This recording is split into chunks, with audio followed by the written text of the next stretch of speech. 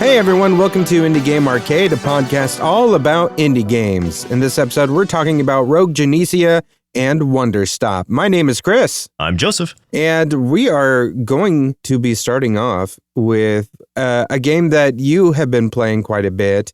And then, for once, I got to play some of it too. So we both have been playing this one, which doesn't happen too often lately. It's usually like you play one, I play one. This time we both played this one. I think a lot of it's just because our types of preferred games are pretty vastly different in a lot of ways. There's some crossover, and I guess like Bullet Heavens / General Roguelikes would be some of those crossovers. Yeah. It's usually like that and Deck Builders is where we typically cross over. Yeah, for sure. That definitely. Game start! So we're going to start off with our first topic here, which is Rogue Genesia. This was released on March 7th, 2025, developed by Uwardi Huard and published by Uwardi Huard and Gamersky Games. Retails for $14.89, and for a quick description, Rogue Genesia is an action roguelite where players control a celestial space knight named Rogue to battle relentless hordes of monsters, crafting unique builds from a vast array of weapons, upgrades, and artifacts to defeat bosses and save various worlds. I did not realize he was a celestial space knight. Yeah. There's not really a lot that gives that off, but that's interesting that's how it's described. There's nothing in the game that like tells you that, as far as I know. Like I learned that by reading like other stuff about it, like outside the game. Yeah, interesting. Okay. Because I also like when you're choosing like how you want to play too, and it says ROG, I was like, I don't know what that means, because ROG is in the menu, like one of the play styles, and I was like, okay, I don't know. And now I'm like, oh, that's his name. Okay. Got it. Right. So, it's a bullet heaven. It's somewhat like Vampire Survivors. Oh, I say somewhat. It's very much like it, but with some very major changes to that formula. So I'll let you go ahead and talk about this because this is the one that you really wanted to bring to the show. Yeah, and mainly just because I have sunk so many like hours into it as far as indie games go, because this is one that, like Vampire Survivors, you could sink countless hours into because there's steady progression to it, where it seems like every run you are unlocking something, whether that's a small item or just like another game mode or a challenge that you can set up, or you're moving on from like F rank to E rank. There's different things like that. So it's like every single run you're getting something. There is like a sense of satisfaction in that, whether you finish a run or not. Early on, you will probably finish most of your runs, or at least get fairly far into them, because the further you go into the rankings, the longer it gets. Like it adds another like section to it. So like E rank, you're just going through one map, one boss. F rank, 2 maps, 2 bosses, etc., etc. And so it goes on like that for a while. They get progressively more challenging, obviously, but you are also getting stronger as you go with the RNG mechanics that it has in it. And this is one of the more, I don't know that it's the most extreme set of like building broken builds that I've seen before, but I think in this it is very possible, to the extent that I want to bring this up before I forget. So I've unlocked, I don't know if I've unlocked all the characters. I'll say that first, but I've unlocked all the ones that it shows you can unlock, and one additional one that I did not know you could unlock. And this one is the one I want to touch on because it is a different version of ROG. I don't remember what his exact name was, but it's like Lag ROG or something, because the only way I was able to unlock it is because in one of the later stages, I had built up my the speed, my attack speed so high of a percentage that it was like almost lagging my game, and I'm running on a 4090 and you like easily 120 plus FPS, and this is like not like a taxing game, but because there were so many like particle effects on the screen, it just slowed my game down to the point where at one spot it said that it hit 3 FPS, and that's what unlocked this Lag ROG character for me. It was because the FPS was so low for a few seconds that this character was like locked behind your game lagging. So it's like they knew that it was that it would possibly hit that point if you got some like collection of powers that overlapped in a way to really tax your system. And like my fan, like my GPU fan, I could hear it start to like rev up, trying to keep my video card cool. with all these things going on. And again, it's not like a graphically intensive game, but with so many effects on the screen at once, it just didn't know how to parse through all of it. And so that unlocked me that character, which was interesting. And the advantages that he has, if you want to call it an advantage, is like his ability coming into it is it caps, or not caps, but it like lowers the amount of enemies on the screen, or not on the screen, but like the enemies that are spawning. So it's like it's putting less enemies out there to counteract the potential for lag, supposedly. And it's probably just like a cosmetic thing or whatever. But it's just funny that they added it in there knowing that that could possibly happen. Yeah, I think that's hilarious. What I was wondering from your perspective is, do you like that they added something like that in there? Or do you think to you, is it an idea of like, you know, maybe a game shouldn't be able to get to that point in the first place? I think that it's really going to depend on, one, your system that you're running it on, and two, how open you are to the idea of just like almost breaking a game with the amount of buffs that you're stacking. I don't mind it. I think it's funny. I do like when you are able to kind of using a rogue-like system with the RNG where you're choosing different skills, where you are able to build something that's like, okay, this is exactly what I wanted it to be, which is just like a super fast build. I want to be firing off as fast as I possibly can. And I think it's cool that you can really like push it to the limit here with that. And this was to the extent that like I won this run, of course, because I couldn't even see enemies on the screen anymore. Like it was killing everything off screen before it even appeared because everything was going so fast. Yeah. So this is where it's like, yeah, you're going to break builds. Like that's part of the game in this game specifically. But there are also challenge modes that like I can't get to rank A yet because I have to, I think, complete 20 challenges before I can get there. And what challenges do is they set limitations on whatever run you're doing. Like for the E rank that I'm on currently with the challenge modes, for instance, like I did 5 or 6 of them on the F rank because that's all there was. And then on the E rank, I'm trying to get through some of them here. You can stack as many in the specific rank as you want, which is like, I think there's 5 or 6 or something on there. And obviously, the more you stack up, the harder it's going to get, but the more you'll complete in a single run. And I am just stuck trying to do like 4 of them together. One of them is like you can only have a level 1 weapon. Or you can only pick up gray cards, which are like the trash kind of upgrades or things like that. So it's like it's limiting you in a way where it's like, yeah, you can, coming up to this point, you could break the builds all you want, but now you're having to set these limitations on yourself to progress to a certain point past that.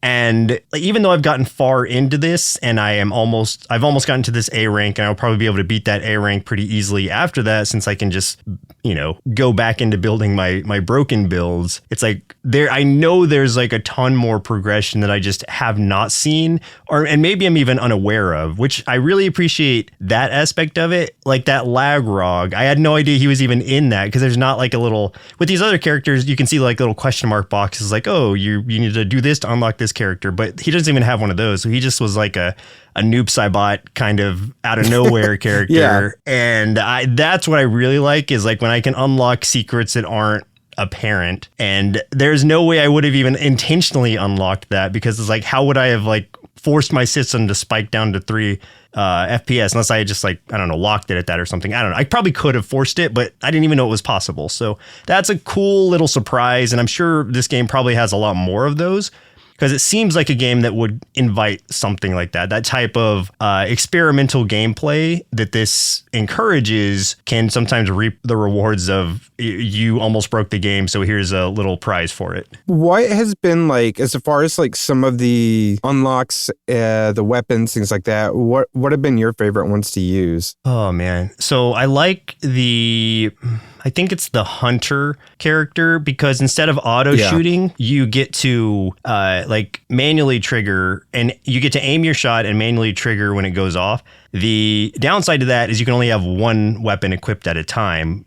You can switch between different weapons, but you can only fire off one weapon at a time. Whereas the other characters, their weapons just all stacked together and they're all shooting at the same time. but you don't have control over where they're going. So that's the downside to the other characters. This one, I found the hunter runs pretty fun because it was a lot more direct. It felt more like a roguelike than a bullet heaven because I had control over where my stuff was shooting. So it helped me get out of like tighter situations without just like praying that my bullets went the right direction, you know? Right. So, and the hunter has very specific weapons. Like he starts with a pistol, but you can also like find different sorts of guns, like a shotgun and various things like that. And that was a really fun play style. I also really like the summoner, which is like a later unlock, who just literally summons all of these at first like goblins around him and they will fight for you. Yeah. And then he can stack different like summons as well. I got some like flying eyeballs too that would be attacking. So these are all happening at the same time. They're auto attacking just like the other weapons, but it's cool just to have that little defensive grid around you. You're obviously squishier, so you don't want people to get to you anyway, but I found that like his playstyle just seems fairly easy, which I see why he's kind of a later unlock. So you don't really have to do a lot. These monsters will like travel around and just like hone in on certain enemies and really just like tear down even elites or bosses fairly quickly, it seems like. So that one was fun, just like watching all these various things that you have under your control just wreaking havoc and just seeing what other kind of cool summons there were. I like that all the different characters you're unlocking or character classes you're unlocking have pretty unique play styles in and of themselves. Like everyone has their advantages and disadvantages. Like the rogue class has a higher crit rate and like faster max attack speed, but he just does less damage initially. But I think that's the one that I broke it with, where it's like I just got my attack speed so high that you couldn't even see the bullets anymore, really, or the enemies on the screen. So yeah, there's different play styles, which is what I like about that versus Vampire Survivors, which this was obviously inspired by in multiple ways, is that, yeah, there's a variety of characters in Vampire Survivors you can play as, but it just feels a lot more tight as far as the differences go, where it's like, yeah, I could play as, you know, Simon Belmont or Trevor Belmont or just one of the Among Us characters, but they're all going to feel kind of the same. Yeah. Where it's like get big gun, upgrade gun, and or whatever specific weapon you want, and then you're going down the same kind of skill trees. Whereas this one has just a lot more interesting customizations, where it's like, do I want to sacrifice all my defense but go like really hard into my attack power and like basically take away my entire like defense altogether? Where it's like if I get hit even once, I'm going to take like half my health down, but add 300% to my attack power. That's an option in here in a card you can pick up. And so it's trying to just direct your stuff. I like those games that have like kind of those extreme kind of trade-offs that you don't have to take, but you can if you want to just have like an interesting run. So those really customizable runs are what helps set this apart from Vampire Survivors, but also what makes this more of a roguelike in that sense. So I appreciate the blend of the two. Yeah, one of my runs, like I was building up some stuff, so like my max health had dropped down pretty significantly, so it was really low, but my health regen was super high. So it's like if I got hit, like I would, be like half your dead. Health almost instantly came back. Yeah, but then it would be back within like a second. The one thing I will say, because it sounds like I'm just all praise right now, and I do like a lot about it, but having played it for so long, like I've seen some shortcomings, at least that I find in it, which are, I think a lot of it's kind of like difficult to parse through what is actually happening with the stats that you're putting on there, because a lot of the modifiers, the modifier cards will add like, this is going to do, you can either choose this card that makes it do like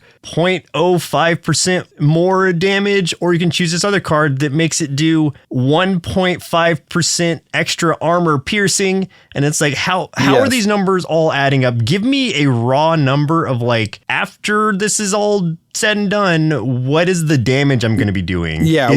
Which one do I want to take? And that's so hard to tell, especially when you're limited to like just the gray cards, because it's like you've got your armor piercing and you've got your attack damage and then you've got attack damage percentage. It's like, I don't know what the best kind of way to go about that is.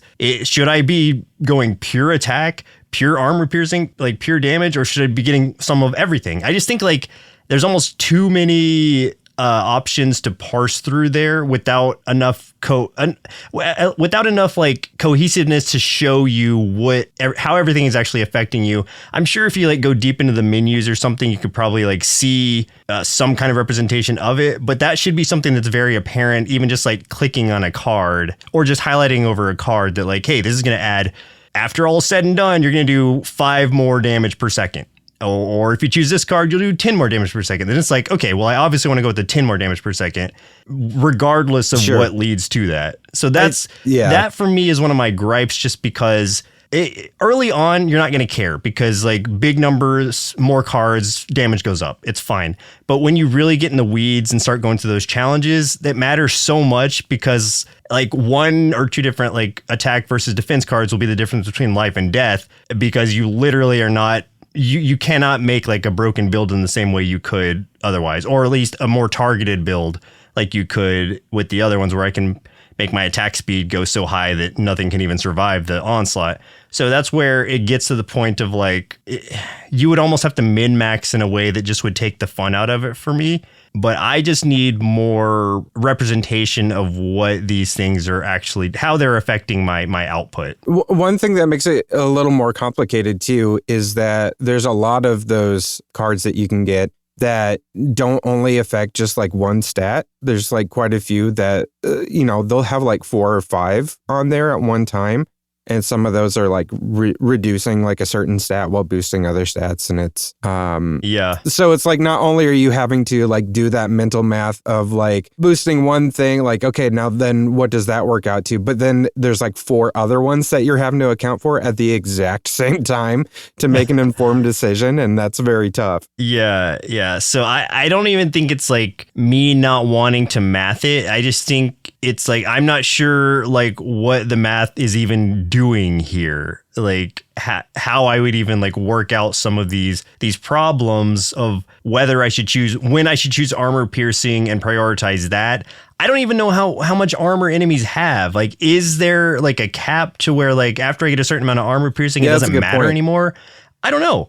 Because it doesn't tell you these things. And while I'll go back to what I was saying about like the secrets of like Lagrog, where it's like, I like that you're not telling me about that kind of stuff, but please do tell me things that are important to me surviving and winning the game.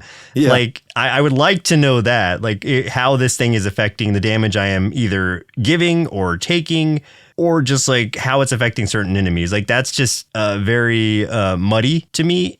And I'm sure there's going to be like a bunch of people who are reading deep into it and probably know these things. But surface level, it's just not very inviting when it comes to all of that working together. One thing that we haven't mentioned yet is that one major difference that this has, because we keep comparing it to Vampire Survivors. But with like Vampire Survivors, it's just level select and then you go into the next level. Whereas this one, like, you're doing a run where it is that path selection kind of base, like a Slay the Spire kind of style. So you're getting to select whether you're going against enemies or a shop or elite enemies, things like that, a treasure chest. So, yes. And there's a lot of question marks on that path as well, where you don't know exactly what you're getting into. Sometimes it could be, kind of an elite battle. It could be a treasure. It could be a sort of like a scenario where it presents you with something and your answer ends up dictating what you end up in. So, I think that's really cool. And then there's always like the big boss that you go up against at the very end, which almost like requires, at least the ones I've done so far, like you go in and then you have to like activate these altars to summon the big boss and then defeat the boss. So the only boss I've fought though so far has been the Goblin Shaman. Yeah, and they all are similar in that they all have stages like that, where it's like you'll hurt it a certain amount and then it will enter this like defensive stage where then You have to kill all the like smaller enemies around it to like reduce this blue bar to make the boss damageable again. They're all various like flavors of that. Just they have more of those stages as it progresses, basically. Yeah. I'll take it to like, I think it's the third or fourth boss, maybe the Necromancer, which is obviously has a ton of skeletons around it. And I think it has 3 stages, and then it resurrects itself after it dies to where it's just got a full health pool again, but not stages against that health pool. So you have to kill it. Yeah. Oh man, it's just so annoying working through the Necromancer because the skeletons don't seem to die. Even if they are dying fast, it doesn't seem to like work that blue bar down very quickly. So that just is a way longer battle than it should be, I think. Even if you are like overpowered, because you're still just there's not enough enemies on the screen to be like reducing that blue bar fast enough, is what I found anytime I faced that enemy. Not that he's hard, it's just one of those, it's annoyingly long because of all the different stages to it. And so most of the bosses, if not all of them, I'm just trying to remember them all as I think about it, are staged like that, where it is, fight through the mobs around them and then fight them again and back and forth. So, and the bosses are just like really larger versions of these small enemies, just like blown up on the screen. Because we didn't really say like this is like a 2D kind of blown up pixel art style. Yeah. It looks good. Like, I really like the art style of this too. Yeah. It's like Vampire Survivors in that way, but just a little more detailed. And, yeah. It's almost like if someone tried to remake Vampire Survivors, but with like that Octopath Traveler kind of look in a way. Like it kind of reminds me of that. Yeah. I mean, maybe not even like that. Like not as polished as something like that. Yeah, but not as like polished, but using that sort of system. Yeah. Sure. But the backgrounds are definitely more polished in Vampire Survivors, because those are just like colors basically. Yes. And these have like detailed kind of backgrounds. Yeah. So yeah, there's a lot to this game. I don't want to go into all the nuances of it because that would take forever. But yes. I think if you like bullet heaven games and you like roguelike games, then this is one you'll want to look out for. And it's sub $15. So I think it's worth the price, especially with I've played, I think, about 18 hours of it so far. And there's still, even though I'm almost to A rank, and then we'll probably be A rank after that. So I would say probably maybe 19 to 20 hours in, you'll get to A rank and beat that after you go through all the challenges. I'm sure there's probably going to be more after that. And I know there's also like a hard mode to all these levels you can do as well, which I don't even know what that means yet. So yeah, there is potentially endless replayability to it if you like the way that it plays initially. I don't think there's a demo of it, but again, it's $15. So give it a shot. And it's one you could probably just like jump back in and out of. That's what I found myself doing most of this week, because I haven't had a lot of time. So this is a good game for me to like jump in, try a run. If it doesn't work out, that's fine. I don't have to commit to anything else. And you can save runs mid-run, which I love. Every roguelike should have that. And I agree. This one does. So, yeah, because like sometimes because these can get kind of long as you go through them. So if I'm like 45 minutes into a run and I just need to go do something, I don't want to just turn it off. So I can save it, quit, and come right back. So that's great. They've also got like that quick start option too, that sort of... okay. Yes. That's a good point. I'm glad you brought that up, because that I would absolutely recommend doing that. Otherwise, it is just so tedious and so long, especially after you get into later rankings. I forgot that I even switched that on, and it still feels like it takes a while sometimes. So please switch on the quick mode if you value your time at all. If you value your life, turn on quick mode. Yeah.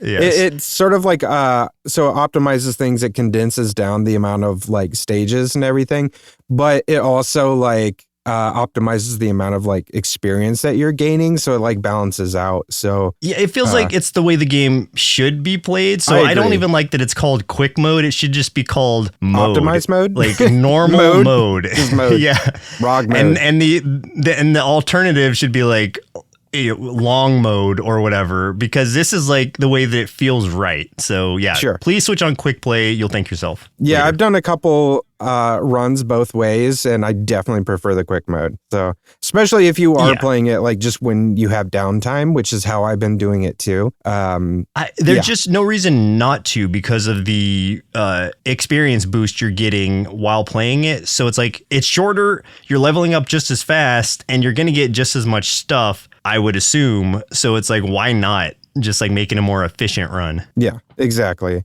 But yeah, like you said, it's a pretty fun game if you're into the mechanics and stuff of it. Like I felt like it was, as someone that has played the hell out of Vampire Survivors, I really like this because it does feel like an upgraded kind of version of that. Like it just, there's more to do. There's more variety to it, I think. And there's a few things that feel like more, I don't know, like ease of life about it than Vampire Survivors has, especially some of the like, I mean, just the fact too that there are actual HP bars for some of these bosses is nice to have. So that is nice. Yeah. Yeah, I like that. I don't like the UI though. I think the UI is very not super user friendly. There's so much to it. Like if you hit that menu, oh my God, there's just so much to get through in there. Oy. Yeah. There are definitely improvements that this game could make, and or clarity that it could like put forward. Yeah. But I think once you play it for a while, you'll get used to it enough to the point. I think like your first few hours of it are going to be great. You're going to be like, this game is awesome. I have no qualms. But then the more you get into it, the more you're going to start to notice things that you wish were a little bit different. So I think if they made like a Rogue Genesia 2, or if they just like updated this to like a 1.5 or something, I think that they could really saw off a lot of those like edges or sand off the edges and make it just like kind of the perfect, like the ideal version of what it's trying to be. I don't think it's quite there yet, but I think there is still plenty to enjoy with what is here. Yeah, I agree. And there's over 300 achievements for this freaking game. So how many do I have? Yeah, I know I have a lot. I have only 33 so far, so I'm 10% of the way through.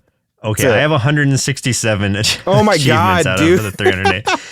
I'm only 54% through. That's what I'm saying. Like I've almost like beaten like the main part of this game, and I'm only 50% through the achievements. I felt like though, like my first run, like I felt like every 10 seconds an achievement was popping up on my screen though, and I was like, come on. 5 feet, here's an achievement. Yeah, like, they're just throwing them at you. I felt pretty good about my, like it was a nice confidence boost, but after a while I was like, all right, just wait a little bit, please.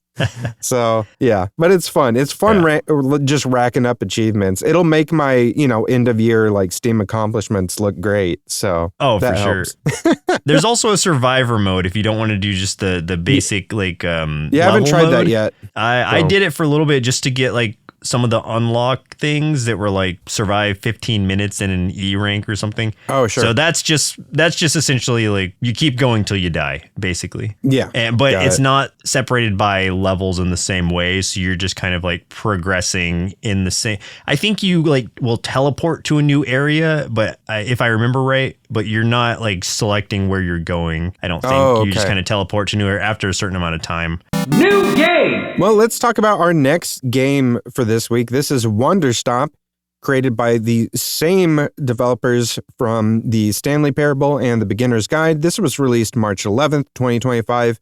Again, developed by Ivy Road, published by Annapurna Interactive. Currently, actually it's 10% off right now with the spring sale, but usually retails for $24.99. For a quick description, Wanderstop is a cozy game that invites players to step away from high-pressure environments and immerse themselves in a narrative-driven experience focused on rest and healing. Players take on the role of Alta, a former warrior, who, after experiencing burnout from battles, transitions to managing a tea shop alongside its owner, Boro.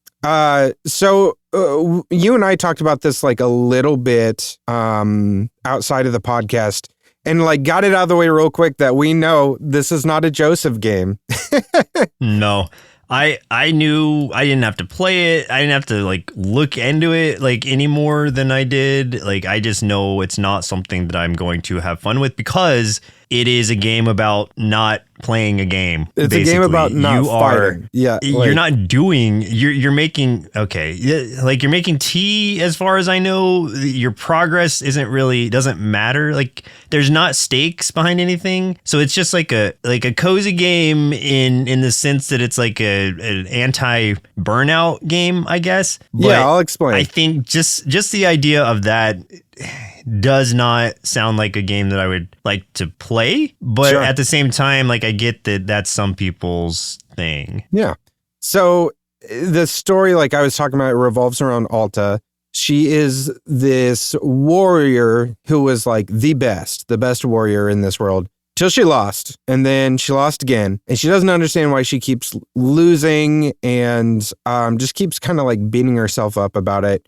She sets out to find this legendary warrior, and she is just kind of like running full steam through these woods, just running herself ragged to try to go find this warrior to try to train under her so she can be the best again. She just runs herself completely out of steam, and she can't even lift her sword anymore, and she just kind of collapses. She is rescued by this big, adorable man named Boro, who talks in the third person, who finds her, brings her back to his tea shop, which is like somewhere in the middle of the woods, and is just like calmly trying to like talk her through stuff, get her to relax. And for the first 30 minutes with the like sort of tutorial part of the game, you're really learning Alta's personality, you know, how driven she is. She's super stubborn. She can't recognize that she's completely just like burned out. That's why she can't even lift her sword anymore. And I think that like, obviously that's a little bit metaphorical in a way. Well, Boro's just trying to help her by having her assist at the tea shop where she can slow down and heal. So the mechanics of this are some of the stuff that you would probably expect if you're like doing a, you know, cozy tea shop kind of game. You can grow plants around the shop and in the yard, harvest them for tea ingredients, but you get like downtime for that stuff. So you can kind of do it at your leisure. Like even if someone comes in asking for a certain kind of tea, and you don't have the ingredient yet, they'll just like chill till you get it. Like there's no countdown to them getting like fed up and leaving. Like you're not on a timer. There's no score that's going to negatively affect you if you don't do it by a certain amount of time. They really emphasize the idea that there's no rush. There's no optimization for growing these the plants or anything, getting the tea made in a like timely fashion or anything. It's just really like up to you. And then like I was saying, there's customer interaction. Like these people will come into the tea shop. That starts in a pretty funny way where the first customer shows up and doesn't actually want any tea. They're just kind of there, like hanging out. They're like an adventurous talking by to rest. And Alta kind of like loses her mind because in her head, she's like, you know, tea shop means you come by and you drink tea. Like that's got to be the rules, right? But Boro's just kind of like, nah, you could just chat, let them do whatever. You do whatever for yourself. Very much bringing up the idea of that I should be doing this mentality, the idea that you need to constantly be doing something and following rules. And Boro's just like, nah, you don't have to. Like, there's no point in, you know, forcing yourself to constantly be doing. It's very, very much a game that is kind of teaching you this philosophy of like, you don't always have to be constantly doing things and trying to get you out of like that mindset of that, like, that leads to burnout, basically. There are some really fun characters and good interactions. My favorite is Gerald, the knight, who is not actually a real knight. He's just this guy who shows up in some armor, but he's also wearing a necktie, and he's a real big goofball, and he keeps showing pictures of his son, Timothy, which is really funny. His story gets a little like, something does happen with him, though, that I don't want to spoil, but like the story gets a little complicated there. Then there's the tea brewing process, which is interesting. So you can grow specific fruits to combine with the tea leaves. You can experiment, create hybrid fruits, see what kind of effects those have. And the machine to brew the tea is crazy because it's like this huge thing in the middle of the tea shop that has all these different steps to it, very like Dr. Seuss or Willy Wonka kind of style, which I really, really like that aspect, that there's like so many different like things to do to brew the tea. So it's not just throw it in the water and then it's good. It's fun and it's a little bit of a process. There's a lot of interactions with Burrow, with the customers. They all have their own very detailed stories that you learn and you kind of become a part of through your actions and your choices. Again, like I was saying, Gerald, the night hit kind of hard for me for reasons that I don't want to spoil. And then drinking tea. So Alta herself, we don't know all that much about her until you let her drink some of the tea herself, and then she'll reflect and you hear some backstory that really shapes her personality more.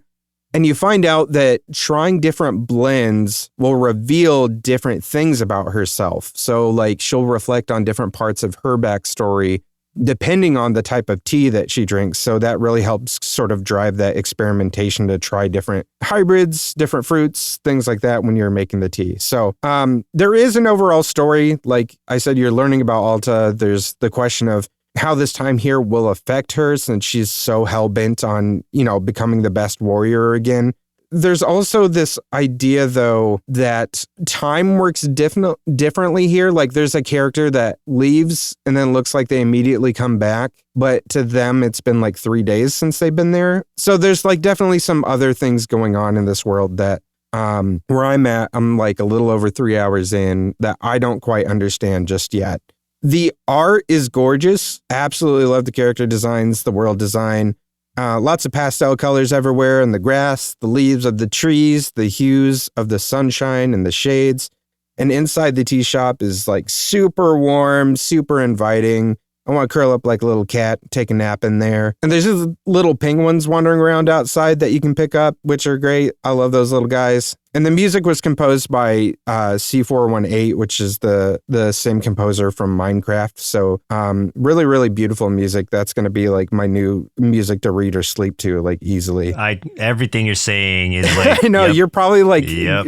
grinding your teeth right now. I appreciate what it's doing. The art, beautiful. I'm sure the music is great too. I don't like to do work already, so burnout isn't a thing for me unless I have to start doing more things. So it's not like I'm trying to like lessen my load. My load is already like low enough to where like I'm preventing my own burnout. But the idea of like adding this onto that would make me feel like I'm doing more work. So it's like counterproductive to what the idea of this game is. It's like I would be doing this to work towards nothing, which would lead to me burning out on this game about not burning out. But I could see it being useful for someone who does enjoy work like yourself and could potentially lead to burnout because you do so much.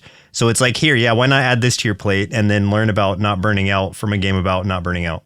Yeah, so like this is the thing, and as I played this, like I related to this a lot. Specifically, I related to the character Alta a lot because, like you're saying, like I work a lot. I'm kind of a workaholic, and like I definitely see myself in the story quite a bit in different ways and different forms, and also like as someone that goes to therapy a lot too. And talks about some of this stuff there, this idea of how like Boro talks to Alta a lot and is just like saying those things like, as she talks about needing to be the best. And he's like, do you really need to be the best? What does that give you, as far as like satisfaction and things like that? Like, what does it mean to be the best fighter and stuff? It's a lot of that kind of stuff that's really challenging those perspectives. And it's a lot of things that I think are very useful. It's an interesting theme that it's being brought about in a video game. And I know that this was brought about specifically because the developer himself was experiencing a ton of burnout, which I think is what inspired this game. To me, it feels like a game that is also creating a sense of like a little bit of a therapy session within a game, which I really, really appreciate. I really like it. It's just like you're able to sort of like peacefully exist for a while in this game and learn a few things through the interactions of these characters that can be applied to your like real life. There is, though, like some questions that I come away with it as far as like the story of this thing, though, because the genre here is a little strange in that it's sort of somewhat whimsical with like a fantasy sort of, I don't know, genre, subgenre. Like Alta's a fighter. That's her career. You've got a guy showing up in knight armor wanting to be a knight. You've got someone saying they're a demon hunter with no demons to hunt.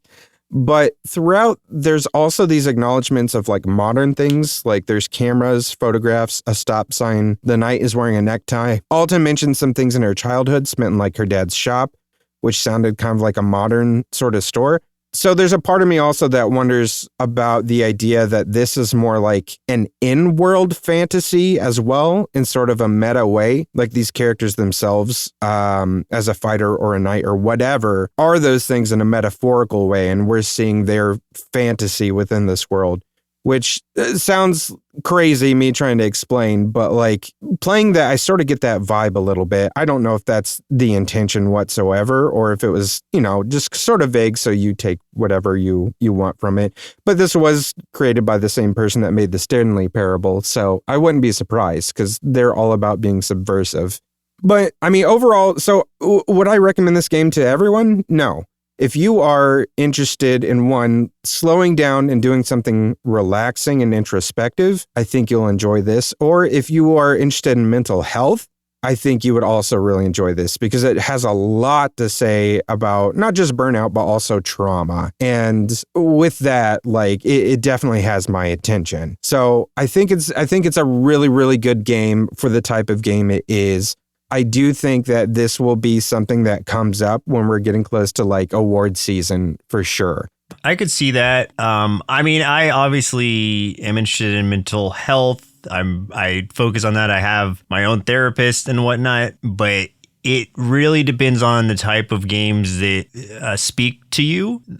So I guess the type of games that to you are relaxing, and to me, fast-paced like action games are relaxing. Those are my own personal like tea. Yeah. Whereas I could see that not being for most people. In fact, I was talking to someone the other day about how I'm the only one of my immediate friends that even touches any FromSoft games. And that's unfortunate because I would love to talk to someone about them, but nobody likes to play them because they're too hard. And I get that, but it's like that to me is very cathartic, and I enjoy just every aspect of it. Those are so relaxing to me in a weird way. Sure. So it just depends on like how, what kind of gamer you are, I think. And this would I just personally know this would be too slow paced for me. And that's why I can't really play like visual novels or story games for that same reason, like story only games. But I appreciate the message that it is sending, and I think there is value to that. And so you're correct. To the right audience, this would be just absolute gold. And I'm sure that it's going to really show in award season. I think that's what's like really interesting specifically about indie games. And also like why we do the show too, is because there's such like a huge variety, and there's so many interesting games, and like there's so many coming out all the time, that because everybody's approach to games is so different, like you were talking about the types of games that bring you joy and relaxation are vastly different than like, other people's. Like I have a couple different ones that do that for me. Like I really like mind-bending kind of things, like, really puzzle-solving kind of stuff that, like, makes you have to really think critically about stuff. But, like, it's not necessarily, fast twitch kind of, like, action or anything. And then I also really like these really relaxing sort of games that, like, force me to not use my brain, force me to chill, force me to reflect, be introspective. So stuff like this and like walking sims, things like that, like it's meeting like a completely different need. And like, that's what's great about these kinds of games is that like, no matter what your approach is, no matter what appeals to you, there's like so many good ones out there. So it's a great time to be a gamer specifically for that reason, because so many good games are coming out like every single week at this point. Yeah. like the therapy game for me that would be the exact opposite of this one that is also an indie game would be Hell Knight. And that game was so fun for me and so relaxing in a weird way. I don't know. That's just where it's like I'm sure people like will have their opinions one way or another, but it's just to say that I don't think either is wrong. It's just not at all. What our preferences are. Yeah, absolutely. Combo! So then let's get into what else we've been playing this week. I played quite a few games. Some of these were games I also played in the previous week. So I'll try to get through these a little quicker. But we tabled them from last week because we talked about so many demos and everything. But one that I had been playing is Knights in Tight Spaces, which came out on March 4th. This is a tactical deck building game developed by Ground Shatter and published by Raw Fury.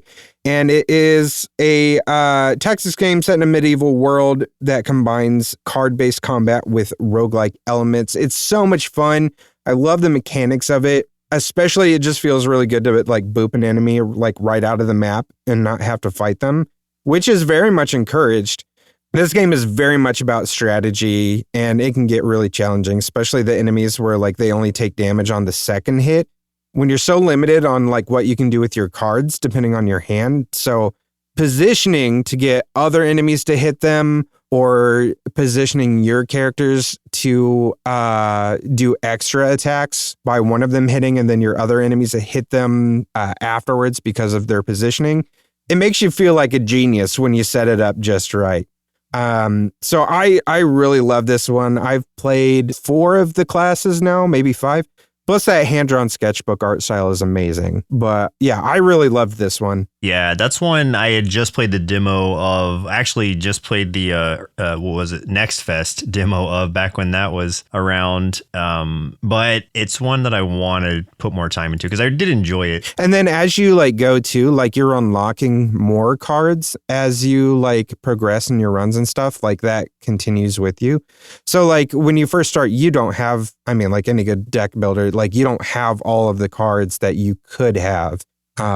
So that's fun. And different classes come with different cards too, which is really interesting too. Like when you recruit somebody, you'll get some new cards as well. So yeah, nice. It's fun. But I've Cool. played I gotta put time into that. I played the fighter, the cleric, I can't remember if they called it a rogue or a thief, that class. And then I played the sorcerer. Yeah, they're all really fun. I really much enjoy it. Oh, the brawler was another one. I played that one as well. So yeah, it's great. I would definitely recommend it. If you like tactics, like this is a great one to pick up. Sweet. I also played a Ranger, a role puzzling adventure. That's a mouthful. This is a 2024 puzzle game developed and published by Furniture and Mattress, which sounds like a store you would go to at a strip mall. Players control Gemma, a misfit seeking to escape her small town, navigating a grid-based world where they slide rows and columns to move her and interact with the objects. So if you picture those like tile puzzles that you might see where you have to like swap things around to solve a puzzle, they're usually like, I don't know, like the basic ones might be like all white tiles and then there's the one black tile and then you have to move things around that way. Anyway, this game is kind of like that. So you are like moving things around in this like grid system, like literally moving the environment around. But that's how you like move your character. That's how you defeat enemies, by like moving weapon tiles into the enemies, puzzle your way around like obstacles and everything. And there's a very like quest driven story behind the whole thing. It's really interesting, and it's a fairly chill game, but it's, again, like it's one that you really have to like think a lot to really figure out some of the puzzles. And if you have a Netflix subscription, you can play it for free on mobile, which is what I've been doing, which I guess means it's not free because you're paying Netflix for it. So, I mean, it's just a perk, I guess. I don't know. Yeah. The last one I played was Centum. This released on March 11th. I don't know how to I don't know how to talk about it. This is the weirdest thing I've ever played. It's the point and click / visual novel. At some point, you're interacting with a computer desktop full of cryptic .txt notes warning you to keep this specific program running. Sometimes you're interacting with a strange sentient AI who has missing data packets and causes errors and wants you to play little mini games that he'll rig to make you win. And other times you're a prisoner inside a tower cell full of, I don't know, evil singing Rubik's Cubes, talking chalk drawings on a wall, shadow creatures, a talking man rat. And I know this sounds like I'm making stuff up, but this is the game, and I wasn't high or that high when I played it. So this, I don't know how to describe it, man. Like, there's something here. It's interesting. I don't know how to really elaborate more than that. I have no idea what this is or if I want to continue with it. That's Centum. Someone explained to me what I played. I don't understand it. Dark fantasy puzzle game. Yeah, apparently. We'll go with that.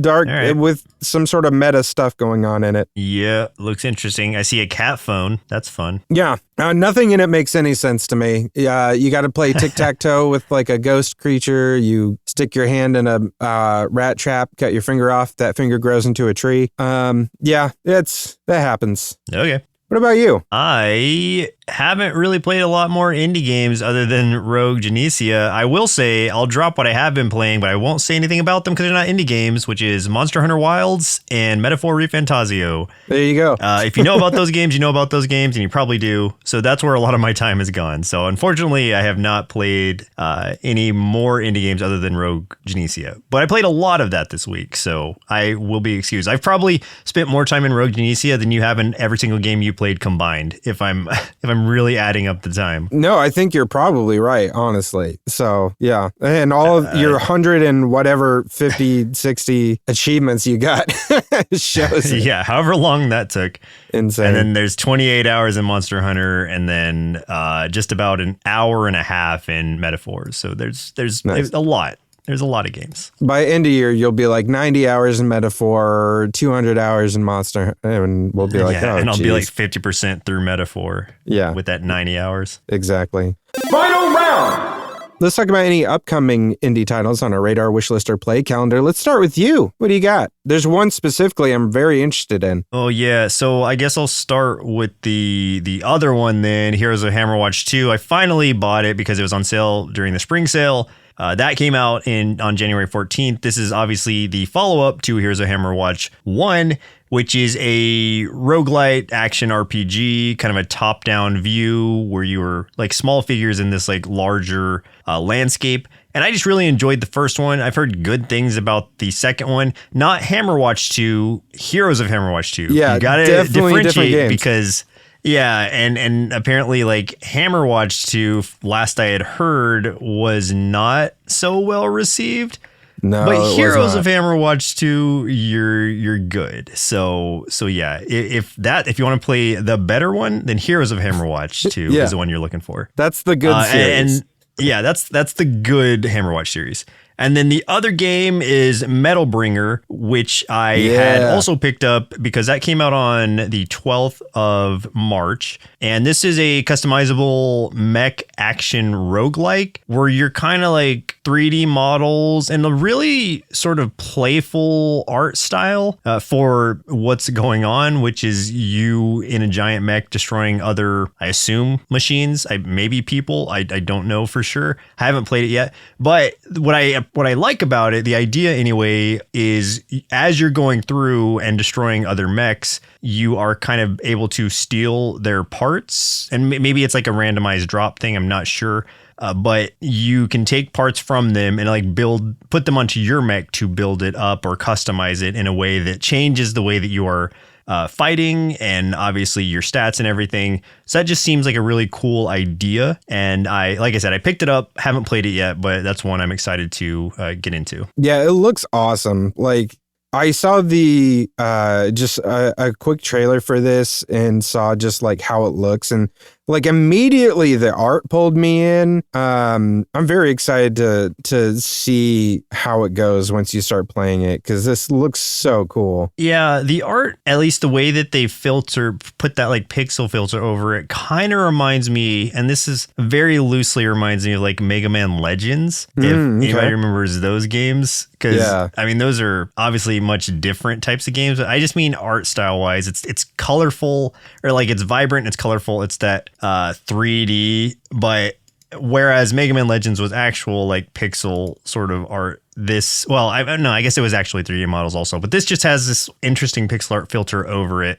I don't know. If you know what I'm talking about, you may agree or disagree, but I just think that's the comparison I make visually initially. Sure. Yeah, it looks sick. I'm very excited to see how this game shakes out. Like, definitely go check it out at the store. Right now it's 10% off through the rest of the spring sale. So looks awesome. Yeah, I think if you're like a fan of like mech combat, but you don't want to go all the way into something like Armored Core 6 territory or Mech Warrior or something like that, then I think this is going to be Gundam like Break. A more, or Gundam Break. This is going to be a faster paced, like more whimsical version of those that looks still to have a good like challenge level to it as a roguelike. And plus just customizations look like super over the top. Like, do I want like a bulldozer face or a drill hand? I don't know. We're going to see what I am able to pick up. I would love a bulldozer face. That sounds great. Well, then I've got just the game for you. Perfect. I've got 3 that I'm going to bring up just really fast. The first one is called Bloody Night Cult.